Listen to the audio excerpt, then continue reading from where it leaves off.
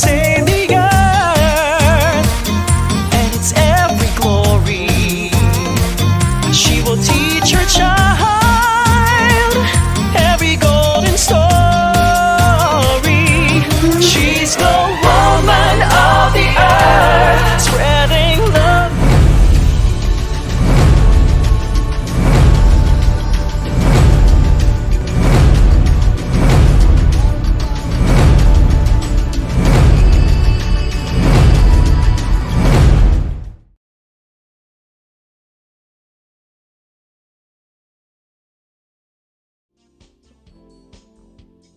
Good evening to all Miss Philippine Earth followers joining us online. My name is Naelah, Alshorbaji, your host, and welcome to the presentation of delegates vying for the title of Miss Philippines Earth 2022.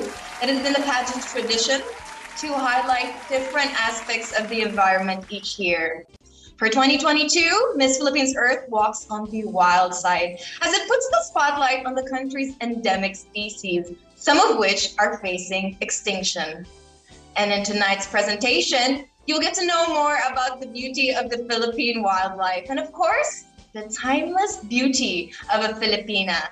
So this year's delegate comes from various parts of the country, each one ready to showcase her unique personality, captivating charm, and the love for Earth. And for tonight's event, we have a very special guest. Are you guys excited to know who it is? So he's a process and improvement management in one of the country's top BPO companies, a pageant enthusiast, and the Crown Philippines Marketing and Communication Manager. Let us welcome Mr. Christian Baking. Everybody give a round of applause. Hi, Naelah. Hello, everyone. Hello, ladies. Good evening. Thanks for having me. It's good to see you again. Ever gorgeous. Thank you so much. You look great as well. I mean,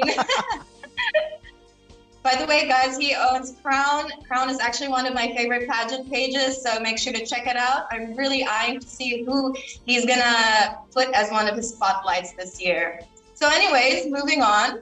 So without further ado, let us go on the presentation, beginning with our first delegate, Miss Antipolo. Hello there. Am I audible? Yes. Let's start. Magandang gabi sa inyong lahat. I am Sas Cruz, your green candidate representing Antipolo City. And for today's video, I'm about to share with you all today my fauna of choice. So to start with, the Philippines bears a distinction as one of the 17 countries considered to be mega diverse, covering 70 to 80% of the entire planet's biodiversity. So that is how rich we are. In fact, marine biologists call the Philippine Sea as quote-unquote center of aquatic biodiversity, covering a major portion of the Coral Triangle. But now, we are going to be focusing on the explosively beautiful Taal Lake. So not only is, this is known as one of the world's smallest active volcanoes, but can you believe it has its own biodiversity? Like once, there was even a time when sharks, literal sharks, swam the Taal Lake.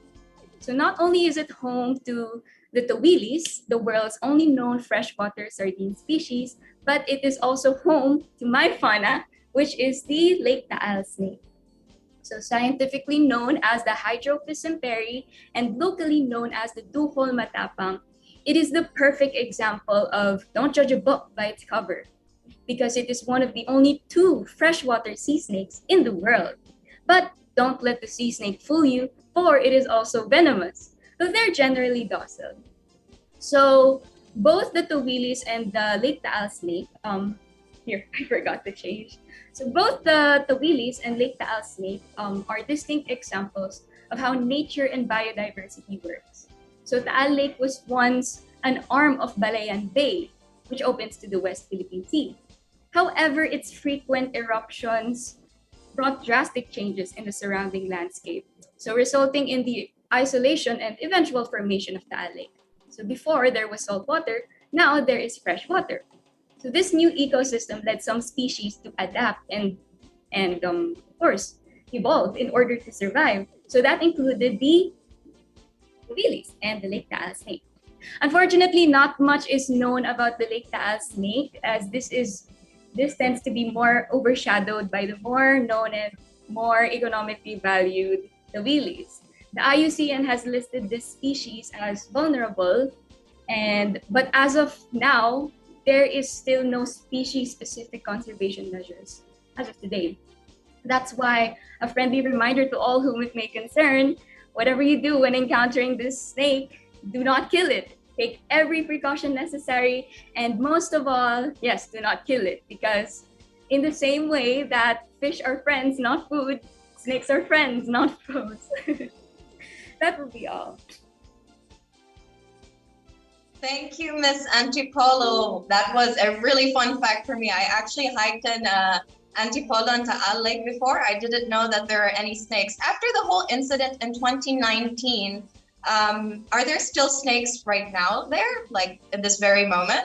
Yes, there are still snakes around. But then, of course, the IUCN listed the species as vulnerable since 2008. Okay. So mainly due to the negative stigma surrounding snakes. But yeah, that is why we have to focus on preserving it and not killing it, because that is not the ideal solution to conserving them. I completely agree. Sir Christian, would you have any questions for Miss Antipolo? Of course. Hi, Miss Antipolo. Good evening. Hello. It's a very interesting presentation. Because you mentioned something about not killing animals for the sake of conserving them. But my question is, do you believe in the one welfare concept that recognizes the direct link between animal welfare and human well-being? Because I understand that it's part of the community. Animals are part of the community, and you mentioned about biodiversity. So do you believe in the direct link between animal welfare and human well-being? Yes, I do. Because first we must understand that each and every one of our animals play an important component in our ecosystem. So no matter regardless of how dangerous they are still important in our ecosystem, which we highly depend on. So they play a good balance in prey and predator. So, and I believe it is our responsibility as humans to know and to be aware of their capabilities and to take better care of them. But that we all know that the ideal solution would be not killing them. So yeah. I agree, because as you mentioned, it's really balanced in the environment, humans and animals living in harmony. Thank you so much. Naelah, back to you. Thank you, Christian. That was lovely answers. Thank you, Miss Antipolo. Hope to see you soon. Take care. So for our next delegate, we will have Kauswagan, Lanao Del Norte. Everybody give a round of applause. Hello, Good everyone. evening. Good evening. My name is Naelah. Hello. You're audible. Okay, go. Hello, everyone. Good evening. My name is Daniel McKay Owana de la Cruz, representing one of the only organic municipalities here in the Philippines, Kauswagan, Lanao Del Norte. And our chosen fauna is the sea urchin, scientifically known as Echinus, and locally known as swake or tuyong. They are animals that are typically small, spiny, and round in appearance. And a fun fact is they live in all of the Earth's oceans, from deep to shallow waters. And since they cannot swim, they live on the seafloor and use their spiky or spiny exterior as their main defense mechanisms. And sea urchins have about 950 species around the world. They can live up to 200 years old, and they range in size from 3 to 10 centimeters, and the largest species can reach up to 36 centimeters or 14 inches in diameter. And they also have various different types of colors. Sea urchins are rich in vitamins A, C, protein, dietary fiber, zinc, and beta-carotene, as well as omega-3 fatty acids. And they are known as a delicacy in Kauswagan, for it is very abundant in Kauswagan, and they are usually eaten in the morning paired with rice or boiled bananas because of its sweet, umami flavor.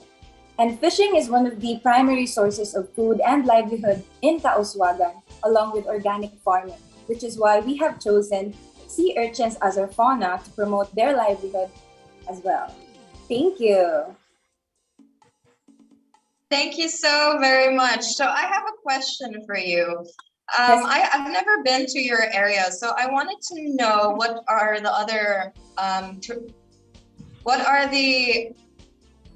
other tourisms that you're willing to promote that are environmental tourisms in your city? Well, actually, since Kauswagan is an organic municipality, we have an organic farm, and all the produce that is produced in the organic farm is actually sold in their own trading center. We also have a cocoa hub. They have various different coconut products like Coca-Cola and cocoa nectar. And also, it is in Kauswagan, Lanao Del Norte, the longest boardwalk of Mindanao is located. It's That's about amazing. 200 meters long. Oh, that's so amazing. Yes, Thank you so much. I just want to say your hair looks lovely tonight. You're looking dazzling, love. You're Thank doing you, great. Naelah. So let's move on to Sir Christian. Thanks, Naelah. Miss Kauswagan, hi. How are you? Hi, Sir Christian. I'm doing great. How about you?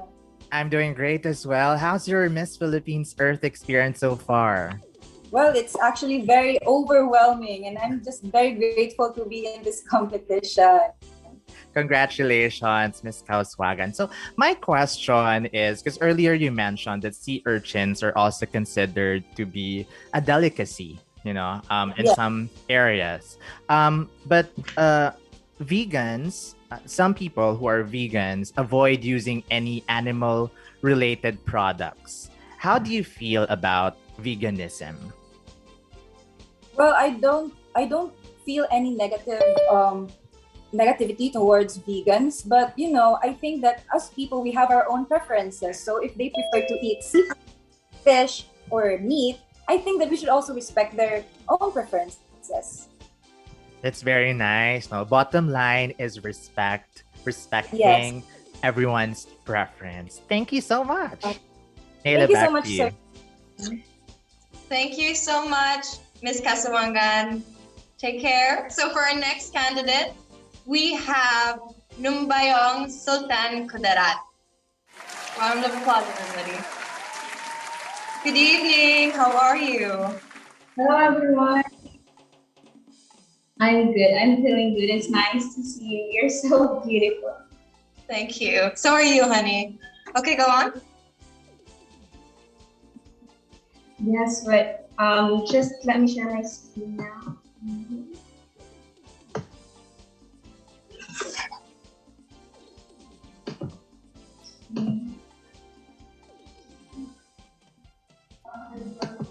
Okay, I'll just do it this way, I guess.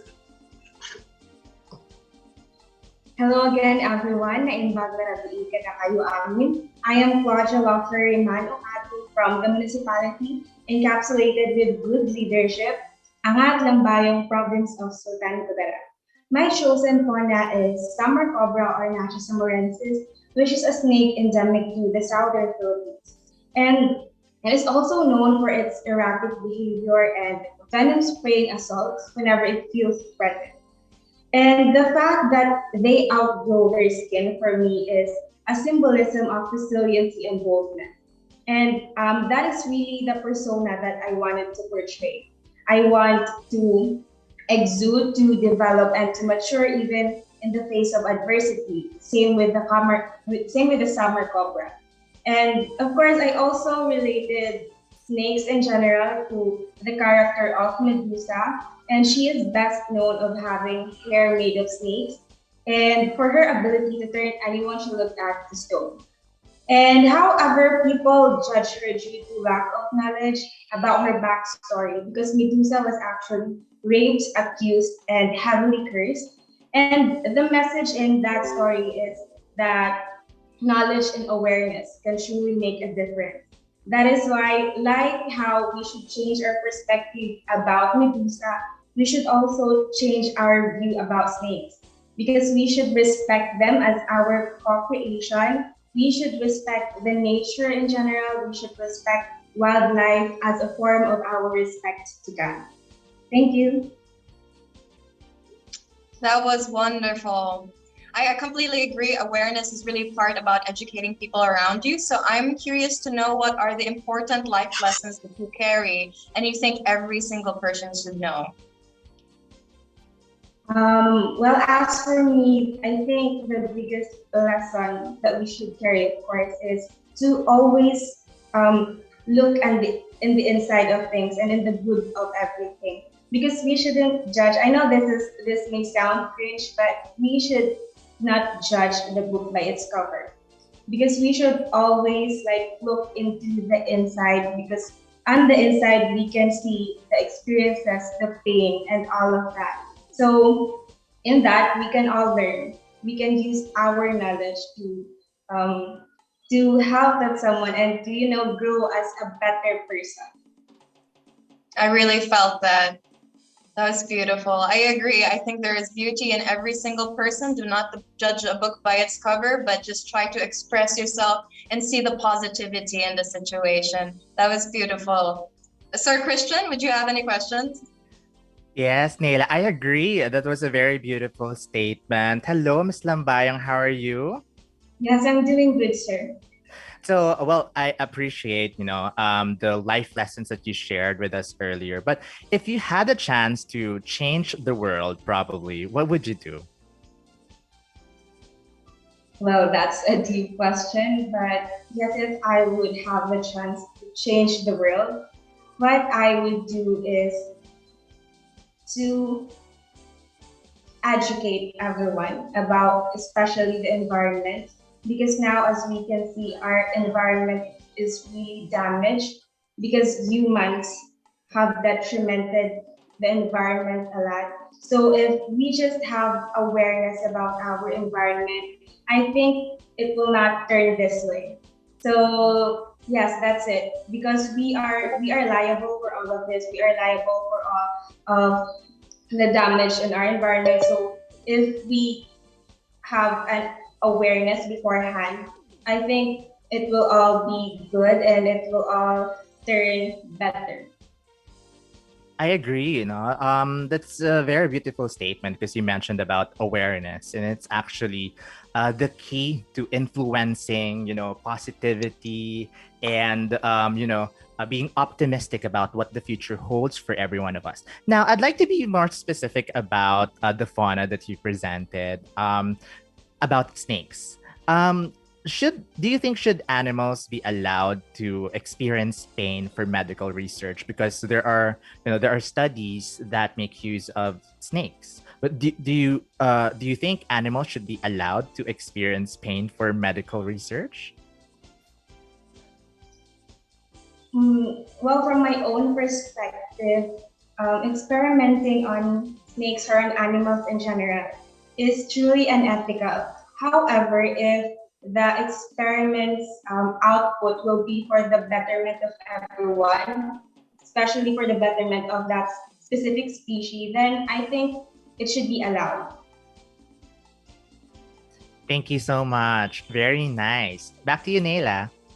Oh my goodness, Christian, those questions are amazing. I don't know how you come up with that, and I completely agree. That was a wonderful question. Thank you. Thank you, Ms. Sultan Kudarat. So we'll be moving on to our next candidate for the night. It is Municipality of Pateros. Hi, good evening. Good evening. Okay, hi everyone. Hi Earth. I am Jasmine Claire Cruz Calma, representing the ballot capital of the Philippines, Pateros. So in case you're wondering what is the animal behind me, it is actually the Mindoro crocodile or the Philippine crocodile. It was once common in our country, but due to commercial exploitation and destruction of their habitat, they are now one of the critically endangered species with only 100 of them left. Less than 100. And since 2001, killing crocodiles is illegal and is prohibited by law. However, I just found out recently that there is no like localized law in helping preserve them. So I would like to share this opportunity to share that even though crocodiles are scary, uh, you shouldn't be scared of them unless you threaten them. Okay. So because Philippine crocodiles play a vital role in maintaining the balance of the ecosystem. They ensure the healthy population of fish by eating the sick ones and leaving the healthy ones alive. And then they also prevent the dominance of a single fish species. And this may sound disgusting, but their feces actually provide nutritious food for the fish, as well as they can also be used as fertilizer. So if crocodiles would become extinct, it would greatly affect the ecological processes, and it will negatively affect the fish population as well as the livelihood of the fishermen. Thank you. Thank you so much, Ms. Pateros. I find it really funny that you said this might be a little disgusting, but their feces Yes. is fertilizer. I completely agree with that because I was making my own aquaponic system, and in aquaponic we use the feces of fishes to make fertilizers for the plants. I'm curious to know how you plan on educating people, like what kind of platform you wanted to use so that you can get your message across, because I think it's very vital to get this message across. Yes. Since I think almost everyone has internet access, I think it is important to be able to use social media for good and to be able to use it responsibly by sharing awareness on how crocodiles only like affect people if we threaten their habitat. And I think it's also best to like inform people on how we can conserve and preserve their habitat and not consider them as enemies, but rather friends that can help us heal the planet. Definitely. I think it is a great reminder to everybody on this planet that it's not for humans, but rather it's for everybody here. So we should consider it their home too and give that amount of respect. And I'm curious to know what Christian has to say. It was a wonderful presentation. Thank you, Ms. Thank you. Patera. I agree. Hi, Miss Pateros. How are you? Hi. Hi, I'm doing great. A little bit nervous, but I'm doing great. How are you? Don't be. Yes, you're doing great actually. So you mentioned about utilizing Miss Philippines Earth as a platform for you to relay the message across. So personally, what does being a Miss Philippines Earth candidate mean to you? I think being a Miss Philippines Earth candidate means a lot to me because not only do I share my advocacy, I can also empower other people who are advocating for the welfare of animals, especially now that our planet is slowly on a destructive path, given that scientists gave us only 5 years to live. It will help them greatly if I use my voice as a candidate to share information on how we can do more as human beings to save the planet, because not because animals can't use their voice actually, because the main reason why the planet is on a destructive path is because of us, because we keep on exhausting our natural resources and not replenishing it back. Therefore, we are also destroying their habitat, leading to some animals facing extinction. Thank you. Thank you so much. And Thank you so I much. agree because imagine the kind of influence that you can really extend, especially Yes. through social media. I have one more question, Miss Pateros, because you mentioned that crocodiles are endangered species. Yes, they are. How do you think can we redefine animal care to improve animal welfare?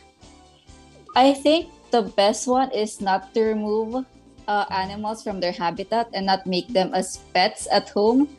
I know you might need special papers for that, but the thing is, it shouldn't be legalized, because if you remove the animal from their habitat, it will affect their psychological and mental health in And the worst case scenario is they won't be able to adapt their new habitat. Living free is the key. Enjoy life. Yes. Thank you, Miss Pateros. Thank you so Naelah. much. Have a great evening. Thank you, Ms. Pateros. Okay, we are moving on to our last delegate for the night. Are you guys excited for the last delegate? I want you to comment on who you are supporting tonight. Hope you can like and share. And we are moving on to Miss San Jose Del Monte City. Hi, Naelah. Good evening. Good evening. You look amazing, honey. Good luck. Thank you. So, good evening, everyone. I'm Isabel Dawson. You can call me Sab, an eco-angel from the rising city of San Jose Del Monte, Bulacan. The fauna I choose is tokay gecko because it's already endemic. So, the tokay gecko, also called tuko in the Philippines, is the principal target of hunters. Besides telling people not to use the lizards for medicine, the Philippine government is reminding its citizens not to trap and sell them because it's against the law.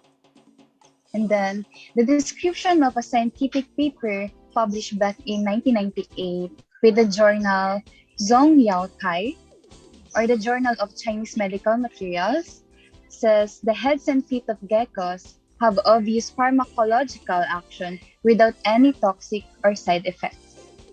The article is in Chinese though, which is beyond shock. But health officials in the Philippines are now warning people not to rely on geckos as medical treatment for some serious conditions, including infection with HIV. The folkloric practice of using geckos or tuko as cure for AIDS and asthma persists to this day and is of serious concern. The Philippine Department of Health said in a statement, there is no basis that this practice cures ailments like AIDS or brings relief from symptoms of asthma. Thus, we do not recommend it for cure for any ailment. The demand for geckos as traditional medicine ingredients has reportedly led to rampant collection and trade, the government has said, and that's putting the gecko population under pressure. In recent years, Chinese demand for sea cucumbers harvested in the Philippines has pushed some species toward extinction. So I choose this because it's already endemic and I want to tell people to stop trapping them for using them as pet or making them for medicine, and one of its characteristic is camouflage, and I can relate to mine. I can describe myself as flexible, and being flexible is like being camouflage, yung marunong makibagay. So that's it. Thank you. Thank you so much, Miss San Jose Del Monte City. I'm curious to know, since you were saying that, so what you're trying to say is that you do not advocate for medical use of endangered animals. Yeah. I mean, I want to give an awareness or to tell people to stop using them as medicine for AIDS or asthma or anything. Okay, I completely understand. Sir Christian, do you have anything you would like to say? Yes, Naelah. Well, hi, Miss San Jose Del Monte. Hi, good evening, sir. Good evening. And I see that your presentation was very data and information driven. How do you think that characteristic of yours would be very useful in your Miss Philippines Earth journey, being data driven and information driven?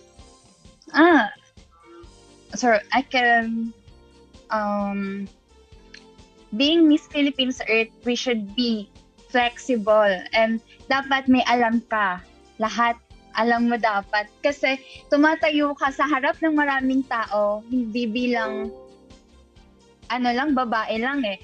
Para kang isang libro na dapat you have physical appearance attractive. Pero once nabasahin ka ng maraming tao, dapat marami silang matututunan sa'yo. And kaming Miss Earth, may power kaming makapagbigay ng information para sa lahat, hindi para sa isa lang. True knowledge is power. Yeah, Definitely beauty and exactly. brains, diba? I have one Yes. more question about Sure. your fauna because you mentioned earlier that it's the principal target of hunters. So, Mm. should animal cruelty be criminalized? And if so, what is a suitable punishment in your perspective? In my perspective is, I think, hindi naman kailangan ipakulong, pero dapat bigyan ng warnings. Kasi hindi naman dapat na may buhay sila. Hindi man sila tao, pero may sarili silang buhay. Like, kanina nga, to be dapat, pag nabuhay ka, free ka. So, para rin silang tao, may pakiramdam din. So, I think hindi tama talaga na gawin silang paglaruan lang. And in fact, hindi pa sure kung nakaka-cure talaga. So, masasayang ang buhay kung wala lang din. Agree. That was a very heartfelt answer, Miss Jose Del Monte. Thank you so much. Naelah, Thank you back to so you. much. Ms. Del Monte, I have a question as well. I'm curious to know, with your advocacy, how do you plan to make the world or the Philippines a better place as a candidate of Miss Philippines Earth? I think we should at least be positive in everything. Okay, thank you, Miss Jose Del Monte. Have a wonderful night. Thank So you. there you have it, friends. The 5th batch of exceptional ladies competing for Miss Philippines Earth 2022. Let us know what you think by following and subscribing to our social media accounts, and we'd really love to hear from you. So this is just the beginning of another colorful journey for these ladies. So we have a lot of exciting events lined up leading up to the grand coronation. So be sure to get updated with the latest happening on Miss Philippines Earth 2022. On behalf of Carousel Production, this has been Naelah Alshorbaji. Thank you very much for joining us, and let us continue to save our planet. Good night.